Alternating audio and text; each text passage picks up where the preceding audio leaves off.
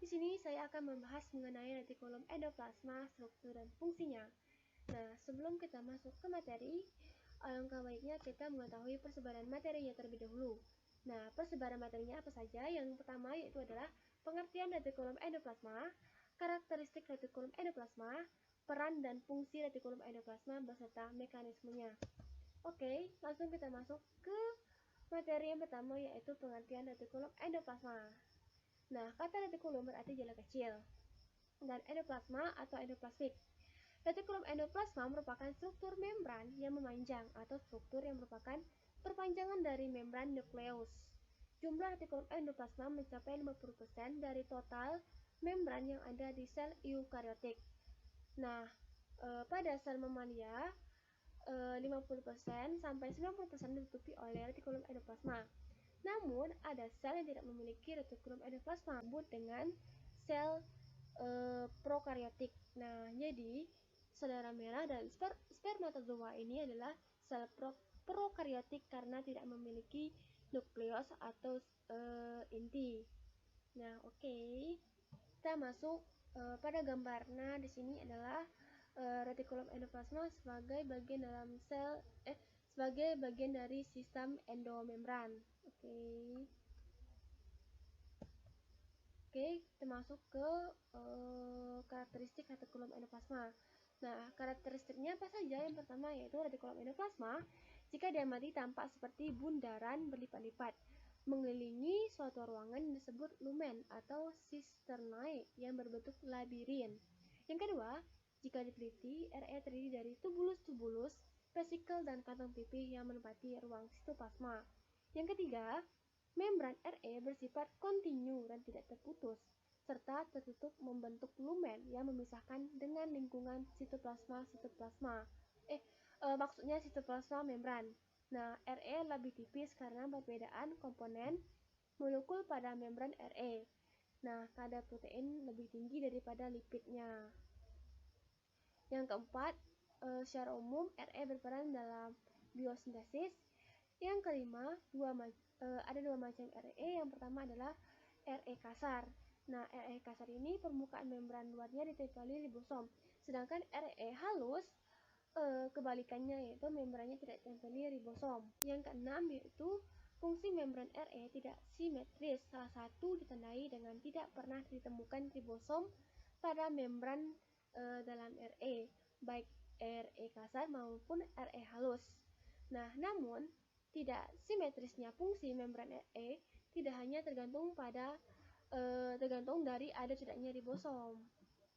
Nah, jadi yang ketujuh, jumlah RE pada sel-sel bervariasi tergantung pada fungsi sel tersebut. Nah, contohnya pada pankreas. Nah, RE kasar lebih banyak, sementara pada sel-sel epitel jumlah RE halus lebih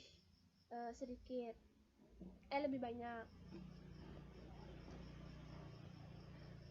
Oke.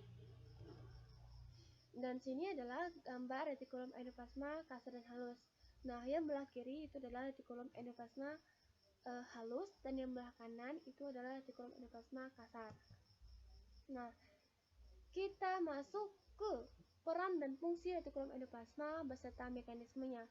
Nah, di sini RE kasar berfungsi untuk secara umumnya adalah mengsekresi protein, contohnya pada sel pankreas yang menghasilkan insulin di retikulum endoplasma. Selanjutnya yaitu sebagai biosintesis, sintesis dan sekresi. Nah, sintesis ini adalah sintesis protein membran, contohnya membran plasma dan membran nukleus. Nah, selanjutnya adalah modifikasi post translational ya, yaitu protein membran, contohnya pada glikolisasi atau glycolization. Dan yang terakhir itu adalah quality control protein atau menyusun atau merangkai melipat protein. Nah, di sini adalah gambar retikulum endoplasma.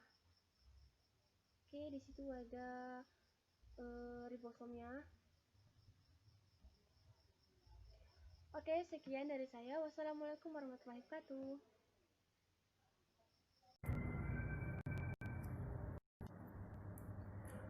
Oke, selanjutnya perkenalkan, nama saya Erwin Centuri. Saya akan melanjutkan penjelasan mengenai peran dan fungsi retikulum endoplasma beserta mekanismenya. Adapun perannya yaitu sebagai biosintesis protein. Granula ribosom yang menempel pada membran RE mensintesis rantai polipeptida yang perpanjangan tidak berada pada sitosol, melainkan menembus membran RE. Sintesis protein pada retikulum endoplasma melibatkan dua reseptor, yaitu reseptor yang mengenai ribosom subunit besar dengan rantai. Yang kedua, polipeptidanya yang baru terbentuk, dan reseptor yang mengikat ujung 3 RNA yang pada eukariota ditandai dengan poli A. Sintesis protein dilakukan oleh polisom atau ribosom pada membran retikulum endoplasma. Pada mRNA terdapat kodon untuk protein isyarat signal peptida. Kemudian, sebagian protein tersebut tetap berada pada membran retikulum endoplasma menjadi protein transmembran. Protein transmembran diperuntukkan bagi membran plasma atau membran organel lain. Kemudian disebut protein transmembran. Ada juga protein yang menembus membran retikulum endoplasma atau masuk lumen, diperuntukkan bagi organel ataupun disekresikan keluar sel. Kemudian disebut protein lumenial.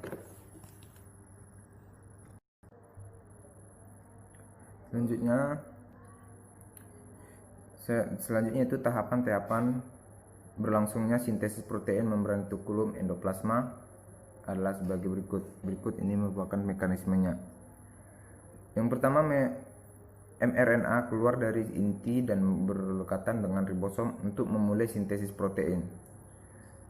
Ribosom pada mRNA bergerak menuju start kodon dan selanjutnya mentranslasi kodon untuk protein isyarat, menghasilkan protein isyarat atau signal peptida. Translasi berlangsung di dalam sitosol, dan di dalam sitosol terdapat mengenal isyarat atau signal recognition particle atau itu SRP. Yang kedua, protein isyarat atau signal peptida berikatan partikel mengenal isyarat atau SRP. Protein mengenal isyarat selanjutnya terikat pada reseptor yang terdapat pada permukaan membran retikulum endoplasma. Ketiga, ikatan antara protein pengenal isyarat dengan reseptor penyebabnya ialah saluran translokasi protein pada membran retikulum endoplasma terbuka dan memungkinkan polipeptida atau protein isyarat masuk ke dalam lumen retikulum endoplasma. Untuk sementara sintesis protein berhenti hingga protein isyarat menembus celah yang terdapat pada membran retikulum endoplasma. Keempat, setelah protein isyarat menembus membran retikulum endoplasma, sintesis polipeptida baru dimulai. Protein isyarat yang terdapat di dalam lumen retikulum endoplasma selanjutnya dilepaskan oleh signal peptidase. Seiring dengan terlepasnya protein isyarat, perpanjangan peptida hingga ribosom mencapai kodon stop. Selanjutnya, polipeptida baru dilepaskan ke dalam rumen. Ribosom yang telah selesai melaksanakan translasi mengalami disosiasi dan terlepas di dalam sitoplasma.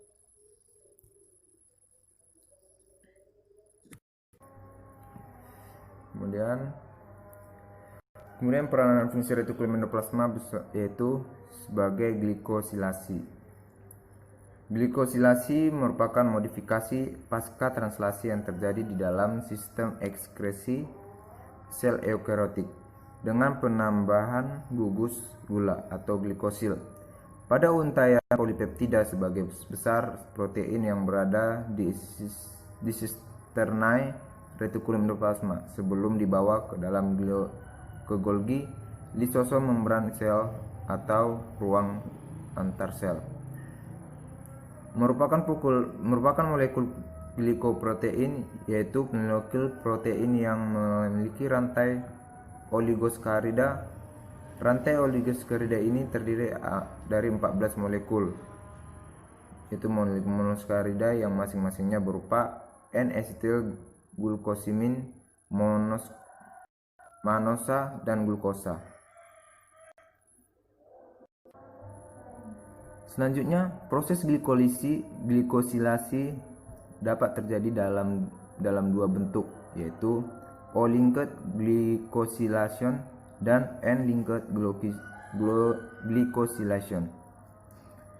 Pada yang pertama itu O-linked glycosylation dapat dua bagian, yaitu hanya penambahan gugus gula pada gugus OH dari asam amino ser atau serine dan THR atau threonine.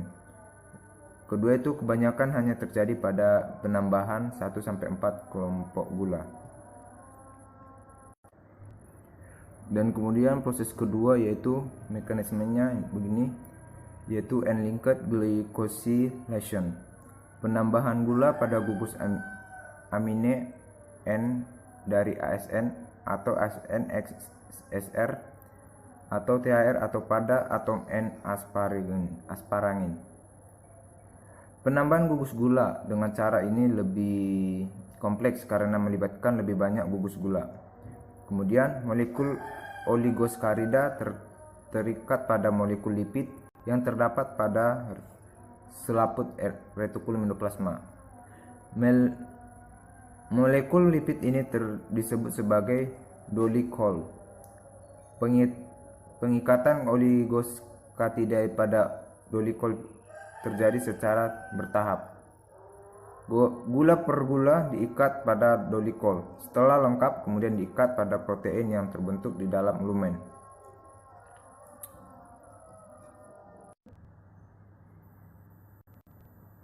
Oke, selanjutnya peranan dan fungsi retikulum endoplasma yaitu mengontrol kualitas protein. Protein adalah molekul yang konformasinya dinamis dan dapat mengalami pelipatan atau folding dan penguraian dalam kisaran waktu milidetik. Secara umum, urutan protein asli sel melipat menjadi unit 3 dimensi atau 3D, yaitu struktur yang mampu melaksanakan fungsi spesifik protein. Teori lama yang menyatakan protein melipat atau folding dan untuk menciptakan bentuk karakteristik dan fungsi biologis. Protein yang terfold sempurna akan menjadi protein fungsional, sedangkan protein unfolded tidak terlipat atau misfolded atau kejadian kesalahan lipatan tidak dapat berfungsi dan akan memicu terjadinya denaturasi protein. Pelipatan protein ini berlangsung di retikulum endoplasma. Protein yang unfold akan memberi signal ke retikulum endoplasma sehingga dibutuhkan chaperone yang akan mengaktifasi enzim transmembran kinase. Protein regulator gen akan masuk ke nukleus mengaktifasi chaperone retikulum endoplasma. Chaperone merupakan protein yang membantu pelipatan atau pembongkaran lipatan non-kovalen dan pemasangan atau pelepasan protein dengan struktur makromolekul. Berfungsi terutama jika terjadi kesalahan pelipatan protein. Kemudian selanjutnya yaitu peranan dan fungsi retikulum endoplasma kasar ini. Yang terakhir yaitu mensekresikan protein. Sekresi protein merupakan mekanisme mengeluarkan protein dari retikulum endoplasma ke tempat di mana protein dibutuhkan. Terdapat dua jalur dalam sekresi protein, yaitu yang pertama jalur sekresi atau secretory pathway, dan yang kedua itu jalur endositik atau endocytic pathway. Jalur sekresi terjadi jika protein yang disintesis di retikulum endoplasma transport ke badan atau untuk memodifikasi protein, kemudian disekresikan ke berbagai tujuan melalui pembentukan lisosom. Tujuan ini bisa di luar sel, ke membran sel atau organ sel yang membutuhkan. Jalur endositik terjadi jika jalurnya melawan jalur sekresi. Artinya, protein yang dikeluarkan dari badan Golgi tidak disekresikan namun berfungsi dengan endosome. Oke, sekian dari penjelasan saya mengenai peran dan fungsi retikulum endoplasma kasar. Sekian dan terima kasih. Assalamualaikum warahmatullahi wabarakatuh. Saya Putri Azura. Di sini saya akan menjelaskan peran dan fungsi retikulum endoplasma halus. Nah, retikulum endoplasma halus ini yaitu membran RE halus tidak ditempeli ribosom dan struktur membrannya menyerupai anyaman saluran-saluran halus. Nah, retikulum endoplasma halus ini memiliki fungsi atau peran. Yang pertama itu biosintesis fosfolipid dan kolesterol. Semua lipid yang digunakan untuk mengganti membran plasma dibentuk pada REH, yaitu fosfolipid, glikolipid, dan kolesterol. Fosfolipid yang disintesis adalah fosfatidilkolin atau PC. PC ini dibuat dari gliserol fosfat dari kalin. Dan RE juga menghasilkan ceramida.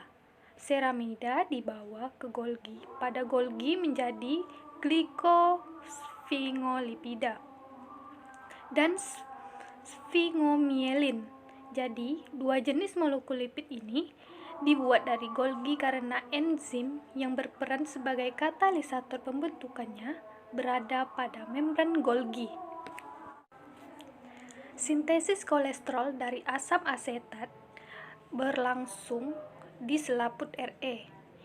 Dari membran RE, kolesterol dibawa ke membran mitokondria untuk diubah menjadi pregnenolon yang merupakan zat hormon steroid. Proses ini melibatkan mitokondria karena melibatkan O2, NADPH, dan sitokrom P4510. Kemudian pregnenolon dibawa kembali ke RE untuk diselesaikan pembentukannya menjadi hormon steroid. Yang kedua, detoksifikasi. Detoksifikasi ini artinya proses menetralkan senyawa-senyawa racun, senyawa-senyawa yang berbahaya diubah menjadi tidak berbahaya. Enzim pada RE halus yang banyak berperan dalam detoksifikasi adalah sitokrom P450. Proses detoksifikasi banyak berlangsung di hati, tapi juga ada di usus, ginjal, paru-paru, dan kulit. Di dalam selaput RE halus pada sel-sel organ ini, racun yang sebagian besar terlarut di dalam lipid dibuat tidak aktif oleh serangkaian reaksi yang umumnya adalah reaksi oksidasi. Contohnya adalah reaksi hidroksilasi, yaitu reaksi kimia yang dapat meningkatkan larutnya senyawa-senyawa tersebut dalam air, sehingga lebih mudah dikeluarkan dari tubuh. Yang ketiga, ada pengaturan gula atau glukosa dalam darah melalui hidrolisis glikogen menjadi glukosa. Nah, gula tersimpan di liver atau jaringan hati dalam bentuk glikogen, dikeluarkan ke darah dalam bentuk glukosa. Dan ketika diperlukan, glikogen diubah menjadi glukosa 1-fosfat oleh enzim glikogen fosforilase. Dan kemudian diubah menjadi glukosa 6-fosfat oleh enzim fosfolukkumonase yang ada di sitosol. Dan kondisinya, membran plasma impermeabel atau tidak dapat dilalui oleh gula terfosforilasi. Maka glukosa 6-fosfat harus dideposorilasi terlebih dahulu dengan enzim glukosa 6-fosfat. Dan enzim ini terikat pada membran RE halus. Dengan bantuan enzim ini, glukosa 6-fosfat diubah menjadi glukosa, dan glukosa keluar melalui membran plasma dengan bentuk enzim permease yang juga ada pada membran RE halus. Dan RE halus berperan dalam metabolisme karbohidrat, terutama pada sel-sel hati yang menyimpan karbohidrat dalam bentuk glikogen. Glikogen ini dihidrolisis menghasilkan glukosa yang kemudian dilepas ke darah, dan produk pertama hidrolisis glikogen yaitu glukosa fosfat yang merupakan gula ionik yang tidak dapat keluar dari sel karena sifat polarnya. Enzim-enzim pada membran RE halus sel hati kemudian membuat fosfat pada gula ionik tersebut yang membuat glukosa dapat keluar dari sel. Dan yang terakhir itu ada pengaturan ion kalsium pada otot rangka. Nah, retikulum sarkoplasma merupakan istilah dari RE halus yang terdapat pada sel otot dan fungsinya menyimpan dan melepaskan otot kalsium pada badan sel otot. Retikulum sarkoplasma ini mirip dengan struktur retikulum endoplasma, kecuali untuk bermacam-macam protein yang dikandungnya. Nah, perbedaan ini menyebabkan fungsinya cukup berbeda dalam tubuh. Retikulum sarkoplasma menyimpan jumlah besar kalsium dan kemudian melepaskan ketika otot-otot menjadi terangsang. Nah, retikulum endoplasma ini mesintesis molekul. Dan retikulum sarkoplasma menyimpan ion kalsium dan memompakkannya ke dalam sarkoplasma ketika serat otot distimulasi. RE sarkoplasma berperan dalam pemicuan kontraksi otot, dan setelah dilepaskan dari retikulum sarkoplasma, ion kalsium berinteraksi dengan protein kontraktil yang memanfaatkan ATP untuk memperpendek serat otot. Selanjutnya, retikulum sarkoplasma ini memainkan peran utamanya dalam penggandaan eksitasi kontraksi. Nah, baiklah, mungkin sampai di situ saja penjelasan dari saya. Mohon maaf jika ada kekurangan. Wassalamualaikum warahmatullahi wabarakatuh.